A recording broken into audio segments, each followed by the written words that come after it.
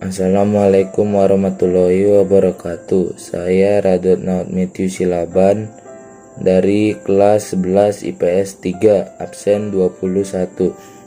Saya akan menjelaskan tentang APBN atau Anggaran Pendapatan dan Belanja Negara adalah rencana keuangan tahunan pemerintah negara yang disetujui oleh Dewan Perwakilan Rakyat yang bertujuan untuk pembangunan Indonesia. Hal ini terdapat pada UU APBN tahun 2018. APBN sendiri terdapat 5 unsur yang terdapat diantaranya yaitu 1. APBN sebagai pengelola keuangan negara. 2. APBN ditetapkan setiap tahun dan hanya berlaku dalam 1 tahun. Yang ketiga, APBN ditetapkan dengan undang-undang. Yang keempat, APBN ditujukan untuk kesejahteraan rakyat. Yang kelima, APBN dilakukan secara terbuka atau transparansi dan bertanggung jawab. Yang selanjutnya adalah fungsi dari APBN. Fungsi dari APBN yaitu 1. Fungsi otoritas, mengatakan bahwa anggaran negara menjadi dasar untuk melaksanakan pendapatan belanja pada tahun bersangkutan. Yang kedua, fungsi perencanaan, bahwa anggaran negara menjadi pedoman bagi manajemen dalam merencanakan kegiatan pada tahun yang bersangkutan. Yang ketiga itu ada fungsi pengawasan. Fungsi pengawasan mengatakan bahwa anggaran negara menjadi pedoman untuk menuai apakah kegiatan penyelenggaraan pemerintah negara telah sesuai dengan ketentuan yang ada. Yang keempat, fungsi alokasi. Fungsi alokasi adalah anggaran negara harus diserahkan untuk mengurangi pengangguran dan pemborosan sumber daya alam, efisiensi dan efektivitas perekonomian. Yang selanjutnya, fungsi distribusi. Fungsi distribusi adalah kebijakan anggaran negara harus memperhatikan rasa keadilan dan kepatuhan dalam manajemen keuangan.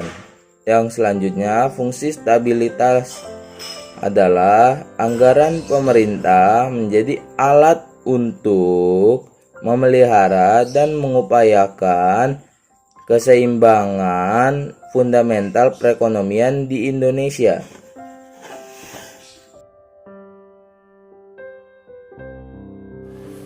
Selamat pagi, nama saya Rafael. Saya akan menjelaskan tentang fungsi otorisasi. Fungsi otorisasi adalah anggaran negara menjadi dasar pelaksanaan pendapatan dan belanja setiap tahun anggaran agar pendapatan dan pembelanjaan dapat dipertanggungjawabkan kepada masyarakat. Sekian, terima kasih. Assalamualaikum warahmatullahi wabarakatuh. Nama saya Reynal Fatir Rinoval dari 11 IPS 3 absen 23. Ingin menjelaskan tentang pengeluaran negara. Yang pertama ada jenis-jenis pengeluaran negara atau belanja negara. Selain pos penerimaan APBN, kita dapat mengetahui apa saja yang menjadi pengeluaran negara. Mengapa ada pengeluaran negara? Tentu ada tujuannya. Adapun tujuannya di antara lain, yang pertama ada melaksanakan pembangunan nasional. Yang kedua, meningkatkan kesejahteraan rakyat. Yang ketiga, memperlancar roda perekonomian. Yang keempat, membiayai pengeluaran rutin dan pembangunan.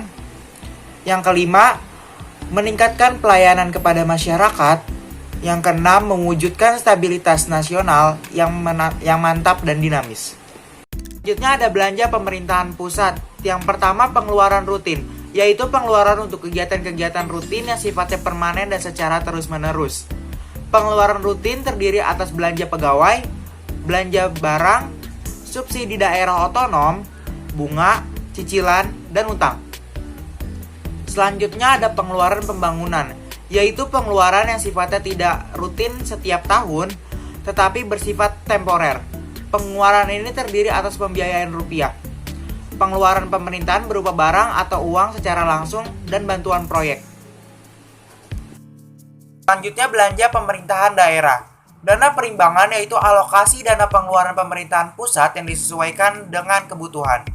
Dana perimbangan pemerintah daerah meliputi dana bagi hasil, dana alokasi umum, dana alokasi khusus. Dana bagi hasil meliputi bagian daerah dari penerimaan pajak bumi dan bangunan. Dana alokasi umum yaitu bantuan umum yang digunakan sesuai dengan prioritas pembangunan daerah dalam batas arahan pemerintahan pusat. Dana alokasi khusus yaitu bantuan khusus yang digunakan dalam kegiatan pembangunan dengan sasaran sesuai dengan ketetapan pemerintahan pusat.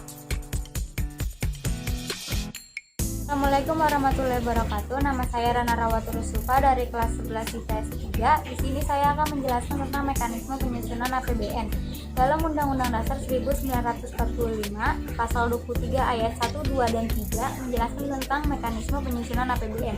Yang pertama, anggaran pendapatan dan belanja negara sebagai wujud dari pengelolaan keuangan negara yang ditetapkan setiap tahun dengan undang-undang serta dilaksanakan secara terbuka dan dipertanggungjawabkan sebesar-besarnya untuk kemakmuran rakyat.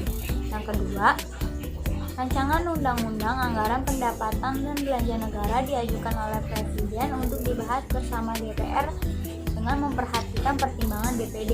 Yang ketiga, jika DPR tidak menyetujui rancangan anggaran pendapatan dan belanja negara yang diusulkan oleh Presiden, pemerintah dapat menggunakan APBN tahun lalu. Contoh struktur penyusunan APBN.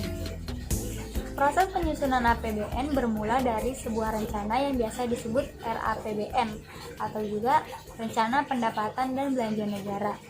RAPBN disusun pemerintah dalam bentuk nota keuangan, kemudian diajukan kepada DPR untuk dibahas bersama dengan memperhatikan pertimbangan DPD.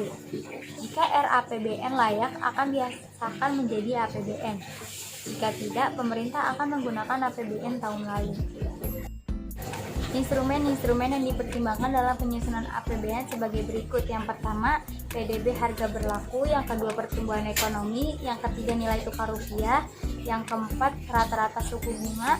Yang kelima, harga minyak bumi dunia. Yang keenam, produksi minyak bumi dalam negeri. Tujuan penyusunan APBN. Yang pertama, untuk meningkatkan transparansi dan pertanggungjawaban pemerintah terhadap rakyat dan DPR. Yang kedua, meningkatkan koordinasi dalam lingkungan pemerintah. Yang ketiga, membantu pemerintah mencapai tujuan kebijakan fiskal. Yang keempat, memenuhi prioritas belanja pemerintah. Yang kelima, menciptakan efisiensi dan keadilan dalam penyediaan barang dan jasa. Terima kasih. Wassalamualaikum warahmatullahi wabarakatuh.